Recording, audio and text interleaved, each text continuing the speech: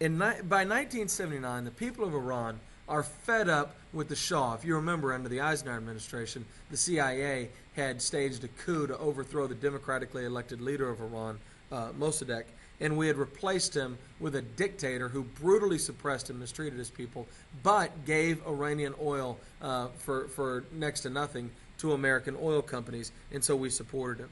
And by 1978, actually, a group of Iranians who will rally around a radical Shiite cleric will begin a revolution. And by 1979, the the Shah of Iran is forced to flee, and the Ayatollah Khomeini, that's him in the pictures there, will become the leader of Iran. The Iranians are very angry at us because we overthrew their democratically elected government and put a dictator in place who would abuse them.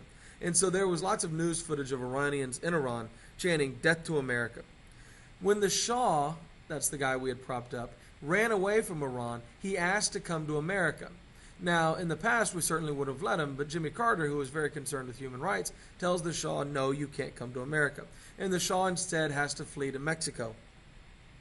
In Mexico, the Shah finds out that he has cancer, he has prostate cancer, and there's no facilities there that can treat him. And so Carter breaks down and allows the Shah to be seen at a New York City hospital.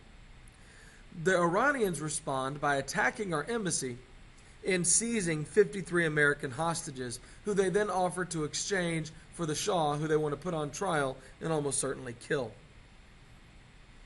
And then we get in, and this is how we end up in the Iranian hostage crisis. And this gripped the country. I certainly remember this.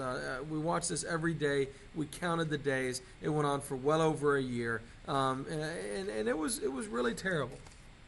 Quick little quote from Ayatollah Khomeini, the fundamentalist Shiite Muslim leader of Iran at the time, explaining what they were up to. Then on December 27th, 1979, the Soviet Union invades Afghanistan.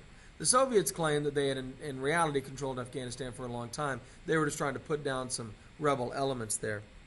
Carter said it was a stepping stone for the Soviets to seize control of the Middle East oil supplies, and he puts economic sanctions on the Soviet Union. By the way, there's a great book called Charlie Wilson's War. Here's a little quote from it.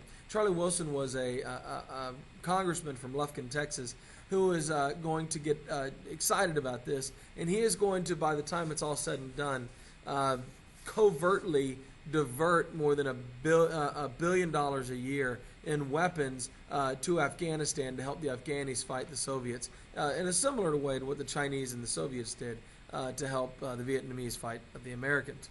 And Charlie Wilson and his war will probably play a bigger role as anything in bringing down the Soviet Union. In 1980, the Olympics are going to be in Moscow, and Carter announces that the Americans will not be attending, and this is the purpose of this is to boycott the Soviet invasion of Afghanistan. Carter withdraws his support from SALT II, the nuclear missile treaty, and the relationship between the Soviets and the United States begins to deteriorate rapidly.